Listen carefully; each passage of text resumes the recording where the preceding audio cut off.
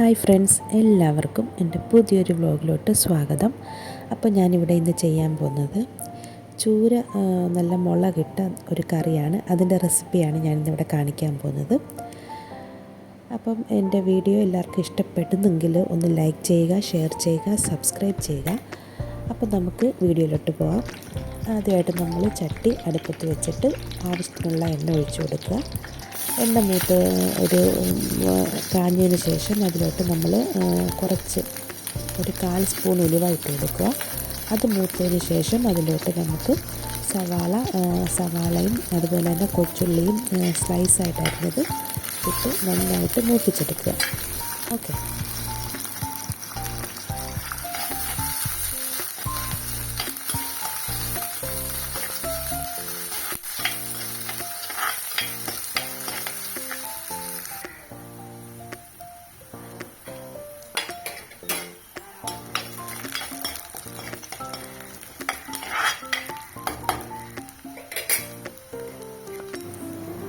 അപ്പോൾ നമ്മുടെ സവാളയെല്ലാം നന്നായിട്ട് വഴണ്ട് വന്നിട്ടുണ്ട്.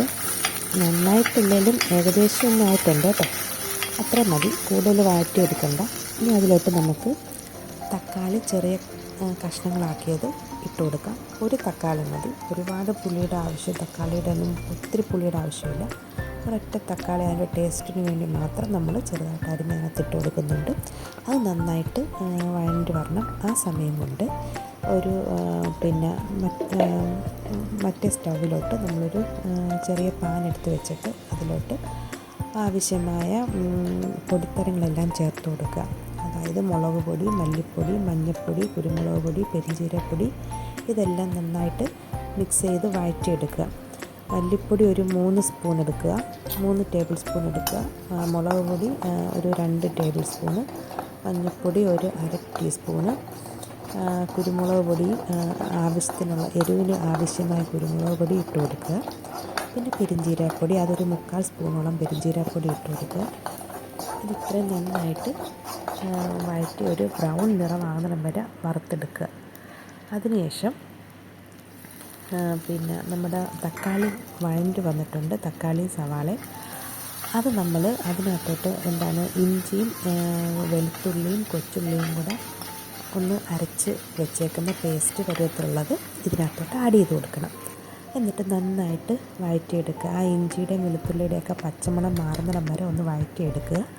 അതിനുശേഷം നമ്മൾ ഈ മുളക് പൊടി മല്ലിപ്പൊടി എല്ലാം വറുത്തത് അതിനകത്തോട്ട് ഇട്ട് കൊടുത്ത് നന്നായിട്ട് മിക്സ് ചെയ്തിട്ട് ഒന്ന് വഴറ്റിയെടുത്തതിന് ശേഷം കുറേശ്ശെ വെള്ളം ഒഴിച്ച് ഒന്ന് ഗ്രേവി പരുവത്തിലാക്കി എടുത്തതിന് ശേഷം ആവശ്യമായ വെള്ളം നമ്മൾ ഒഴിച്ചു കൊടുക്കുക.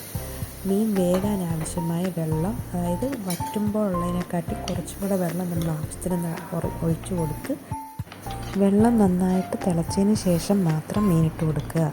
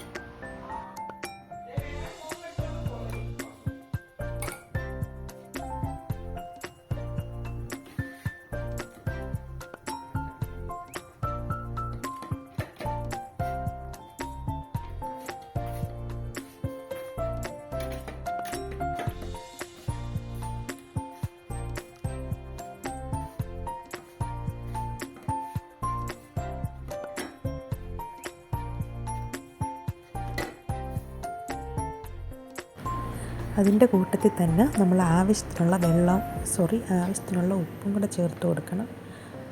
അത് നമ്മുടെ ഒരു പാകമുണ്ടല്ലോ, ആ പാകത്തിനുള്ള ഉപ്പ് അത് നമ്മൾ ആഡ് ചെയ്ത് കൊടുക്കുക. അതിനുശേഷം നന്നായിട്ട് അത് തിളച്ച് വറ്റി വരണം. ആവശ്യത്തിനുള്ള കുടംപുളിയും കൂടെ ഇട്ട് കൊടുക്കുക. എന്നിട്ട് അത് തിളച്ച് ഒന്ന് വറ്റുന്നിടം വരെ, അതായത് നമ്മളിപ്പോൾ ഒഴിച്ച വെള്ളത്തിൻ്റെ ഒരു പകുതി വരെ ആ ഒരു ലെവലിൽ വെള്ളം തിളപ്പിച്ച് വറ്റിയെടുക്കുക.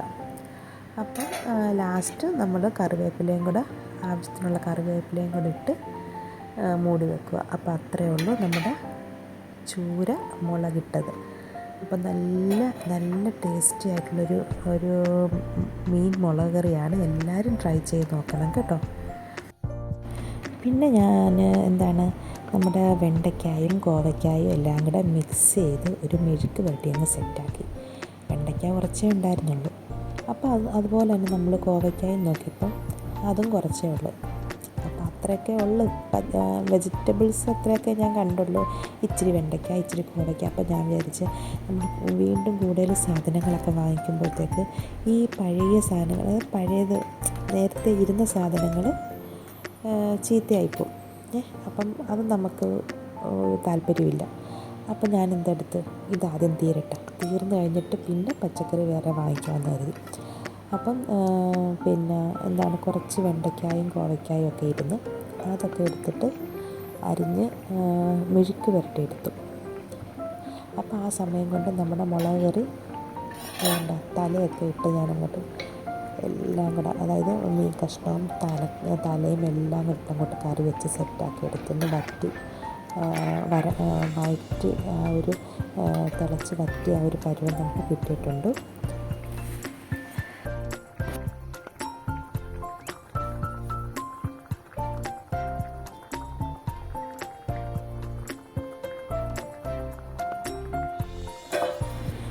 പിന്നെ ഇച്ചിരി ബീട്രൂട്ട്, ഒരു കുഞ്ഞൻ ബീട്രൂട്ട് ഇരുന്ന്, അപ്പോൾ അതും എടുത്ത് തോരനങ്ങ് വെച്ചു. അപ്പം ബീട്രൂട്ട് തോരനായി, മെഴുക്ക് പുരട്ടിയായി, ചൂര മുളകിട്ടതായി. അപ്പോൾ ഇത്രയൊക്കെ ഉള്ളു നമ്മുടെ ഇന്നത്തെ ലഞ്ചിൻ്റെ വിഭവങ്ങൾ ഇതൊക്കെയാണ്. അപ്പം വീഡിയോ എല്ലാവരും ഫുള്ളായിട്ട് കാണണം. കണ്ടിഷ്ടപ്പെടുന്നെങ്കിൽ ലൈക്ക് ചെയ്യുക, ഷെയർ ചെയ്യുക, സബ്സ്ക്രൈബ് ചെയ്യുക. അപ്പോൾ ഇത്രയൊക്കെ ഉള്ളൂ. പുതിയൊരു വീഡിയോ ആയിട്ട് വീണ്ടും കാണുന്നിടം വരെയും ബൈ.